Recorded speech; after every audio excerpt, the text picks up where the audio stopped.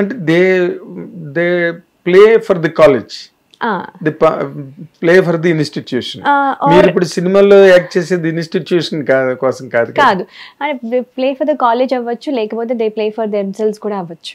Okay, అంటే they play for individual కూడా వాళ్ళు సక్సీడ్ అవ్వచ్చు. లైక్ చెస్ అనుకోండి, ఇవన్నీ ఇండివిజువల్ గేమ్. కాలేజ్ తరపున వెళ్ళొచ్చు, కాలేజ్ కాకుండా మామూలుగా కూడా పార్టిసిపేట్ చేయొచ్చు. వాళ్ళందరికీ దే ఆర్ గివింగ్. అంటే ఇది స్పోర్ట్స్కి, అంటే స్పోర్ట్స్కి ఇచ్చిన రికగ్నిషన్ దీనికి లేదా అనేది ఒక ఆల్వేస్ నేను చేసేది యూస్ఫుల్ పని కదా, ఎందుకు ఇవ్వరు నాకు అటెండెన్స్? ఎవరికి యూస్ఫుల్ అంటారు అది? అంటే నేను చేసేది వేస్ట్. మీకు యూస్ఫుల్, అది కాలేజీకి కాదు. కాలేజీకే యూస్ఫుల్ అని అనుకుంటే అప్పుడు కష్టం కదా అండి. దట్ ఈస్ సెల్ఫిష్నెస్ కదా.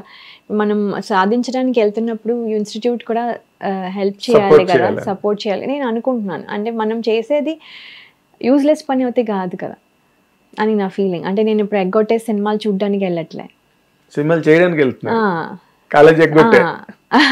కాలేజ్ ఎగ్గొట్టాను కానీ నేను మార్క్స్ తెచ్చుకున్నా కదా.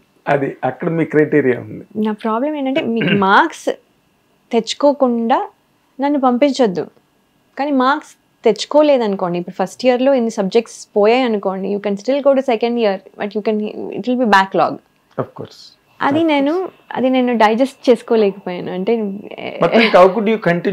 సో ఐ డెంట్ కంటిన్యూ అండి. So I told them I have to discontinue. అంటే అప్పుడు హాఫ్ ద ఫీజ్ పే చేసేయమన్నారు 4 yearsకి.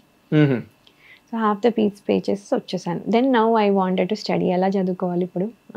సో అందరికీ అడిగాం, నేను రాలేను, అటెండెన్స్ ఉండదు, మార్క్స్ తెచ్చుకుంటాను, ఒకవేళ మార్క్స్ రాకపోతే ఐ విల్ స్టడీ అగైన్, నాకు ఇస్తారా అందరినీ అడిగాము. మామూలు BA డిగ్రీ కూడా ఒప్పుకోలేదు.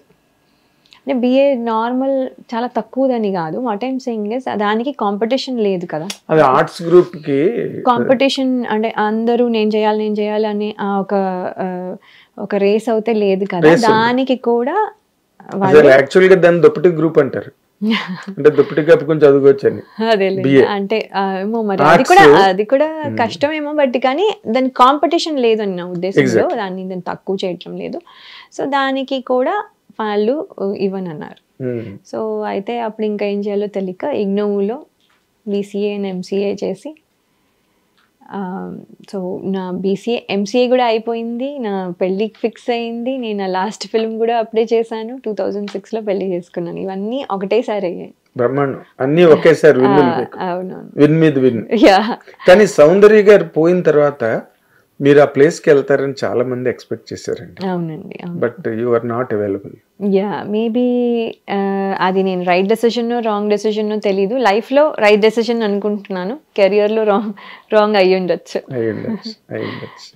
అంటే మీరు అరే ఇది నేను సాధించలేకపోయినా సినిమా ఇండస్ట్రీలో అనే అసంతృప్తి ఏం లేదు మీలో? ఉంటుందండి, అంటే మనకి ఎందుకంటే ఉంటుంది ఎవరికైనా. అంటే మనము ఇప్పుడు అది కాదు, ఇప్పుడు నా సంగతి అని పక్కన పెడితే, ఇప్పుడు మనం ఆర్టిస్ట్ ఇంతవరకు అచీవ్ చేసాము, ఇక్కడ నుంచి అరే ఇంకా ఇక్కడికి వెళ్ళాలి కదా, మనం ఇక్కడ ఆగిపోయాం ఏంటని నన్ను అనే ఒక డిస్సాటిస్ఫాక్షన్ ఉంటుంది. సో ఇక్కడ నుంచి అక్కడికి కదా వెళ్ళాలి మనం, అది వెళ్ళలేకపోయాము. ఇక్కడి నుంచి ఇక్కడికి అంతకన్నా ఎక్కువ వెళ్ళిపోయారు యూఎస్. అంటే ఆ రకంగా వెళ్ళాను ఎక్కడికో, కానీ మన కెరియర్లో పైకి వెళ్ళలేదు. కరెక్ట్. అంటే మీరు ఇప్పుడు రాబోయే రోజుల్లో ఎటువంటి క్యారెక్టర్స్, అంటే మీకంటూ ఒక ఫిక్స్డ్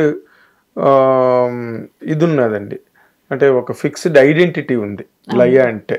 ఇప్పుడు సౌందర్య గారు బతుకున్నా ఆవిడకి వచ్చే క్యారెక్టర్లన్నీ కూడా అలాగే ఒక డిగ్నిఫైడ్గా sentiment, family drama, family orientation ఇలాంటి క్యారెక్టర్లు చేసి ఉండేవారు. ఇప్పుడు మీరు అదే క్యారెక్టర్లా, లేకపోతే మీకేమైనా స్పెసిఫిక్గా ఇలాంటి క్యారెక్టర్లు నేను చెయ్యాలి అని ఏదైనా స్పెసిఫికేషన్ ఉందా మైండ్ లో? లేదండి, అలా అది మెయింటైన్ చేస్తూ, ఆ డిగ్నిఫైడ్ లుక్, ఆ డిగ్నిటీ అన్ని మెయింటైన్ చేస్తూ, అండ్ ఆ గర్ల్ నెక్స్ట్ డోర్ కూడా మెయింటైన్ చేస్తూ, బికాస్ అది ఎవ్రీబడి ఫీల్స్ నేను లైక్ అంటే మన అమ్మాయి అనే ఫీలింగ్తో పాటు నాకు స్ట్రాంగ్ క్యారెక్టర్స్ కూడా చేయాలని, అంటే విజయశాంతి గారు లాగా, లైక్ సో మెనీ థింగ్స్. అంటే ఆవిడ అంటే నాట్ ఓన్లీ పోలీస్ ఆఫీసర్ అని కాదు, ఆవిడ చాలా స్ట్రాంగ్ క్యారెక్టర్స్ చేసినవి ఉన్నాయి. సో అలాంటి విమెన్ ఓరియంటెడ్ స్ట్రాంగ్ క్యారెక్టర్స్, అలాగే మిడిల్ ఏజ్డ్ వాళ్ళకి ఉండే ఒక ఒక ఇది ఇప్పుడు అంటే యంగ్ కిడ్సే ఫేస్ చేయరు. Lot of things are there that middle aged వాళ్ళు కూడా గో త్రూ. అలాంటివి ఏమన్నా కూడా ఒకలాంటి వెబ్ సిరీస్లు కానీ లేకపోతే ఓటీటీలో వచ్చే ఫిల్మ్స్ కానివ్వండి, ఇలాంటివి ఏమన్నా ఉంటే అవి కూడా చాలా బాగుంటాయి. అలాంటివి కూడా చేయడానికి నాకు స్కోప్ ఉంటుందని నేను ఫీల్ అవుతున్నా. బట్ అది ఎలా వస్తాయో అలా ఎవరు రాస్తే దాన్ని బట్టి. కరెక్ట్, మీరు బాగానే ల్యాండ్ అయ్యారు పాయింట్ మీద. మిడిల్గా ఒక యంగ్స్టర్స్ అనే కాదు, లేదా ఓల్డ్ అనే కాదు, మిడిల్ ఏజ్డ్ వాళ్ళు కూడా కొన్ని ప్రాబ్లమ్స్ ఉంటాయి. మిడిల్ ఏజ్డ్ ఉమెన్కి ఉమెన్ ఇష్యూస్ మీద గట్ట ఎవరైనా if somebody can really experiment, you will be A right choice. అవునండి, అవును. అండ్ ఆల్సో అదేంటంటే ఇప్పుడు ఫ్యామిలీలో ఉంటూ యంగ్స్టర్స్ తో పాటు మిడిల్ ఏజ్ వాళ్ళు అంటే వాళ్ళు ఒకళ్ళే ఉంటారు కదా, దీంతోనే ఉంటారు. సో ఇలా దీని అరౌండ్ లోనే అది టచ్ చేసే పాయింట్ అవ్వచ్చు. ఆ టచ్ చేసినప్పుడు I may be an option. లై గుర్తు రావాలి. అవునవును అని నేను ఫీల్ అవుతున్నానండి. వెరీ నైస్, మంచి ఆలోచనలో ఉన్నారంటే విజయశాంతి గారి లాగా. అంటే ఆవిడ అన్ని యాక్షన్ అసలు మామూలు కాదు. శ్రీరాములమ్మ గాని, కర్తవ్యం గాని, పోలీస్ లాకప్ గాని, అండ్ ప్రతిఘటన ఇంకా అసలు హిస్టరీ. అవును, అంటే కొంచెం అలాంటి రివల్యూషనరీ అలాంటి కొంచెం అది చేయాలని ఉంది. బట్ అది ఇప్పుడు మనకి ఎంతవరకు అంటే మీకు మొదటి నుంచి ఉండేదే ఈ రివల్యూషనరీ థాట్ పెళ్ళయ్యకి వచ్చిందండి? ఆడవాళ్ళకి రివల్యూషన్ లేకపోతే కుదరదు, పెళ్ళయ్యకి అసలు నాకు పెళ్ళయ్యాక నాకు చక్కగా నేను యాక్చువల్లీ ఫ్రీడమ్ నేను ఇంకా ఎంజాయ్ చేస్తున్నది. మా పేరెంట్స్ ఏంటంటే వాళ్ళు పాపం ఫ్రీడమ్ ఇవ్వలేదని కాదు, నేను సినిమా ఫీల్డ్ లో ఉన్నాను అనేసి కొంచెం రిస్ట్రిక్ట్. మామూలుగా ఉన్నప్పుడు చాలా ఫ్రీడమ్ ఇచ్చేవాళ్ళు, కొంచెం సినిమా ఫీల్డ్ వచ్చేసరికి భయం. ఇలా ఈ ఒక చేత్తో వెళ్ళు అనేవాళ్ళు, ఇట్స్ నుంచి లాగుతూ ఉండేవాళ్ళు వెనక్కి, డోంట్ గో అన్నట్టు. అంటే సినిమాలు అని కాదు, అంటే ఎక్కడికైనా ఇప్పుడు ఎవరైనా పిలిచారనుకోండి ఫంక్షన్కో లేకపోతే ఈవెంట్స్కో వెళ్తాము. వెళ్ళిన తర్వాత ఇలా వెళ్తాము, ఇక్కడ నుంచి వచ్చేయండి తర్వాత టైం అయిపోయింది అంతసేపు ఎందుకు ఇది అది అంటే టు బి కేర్ఫుల్.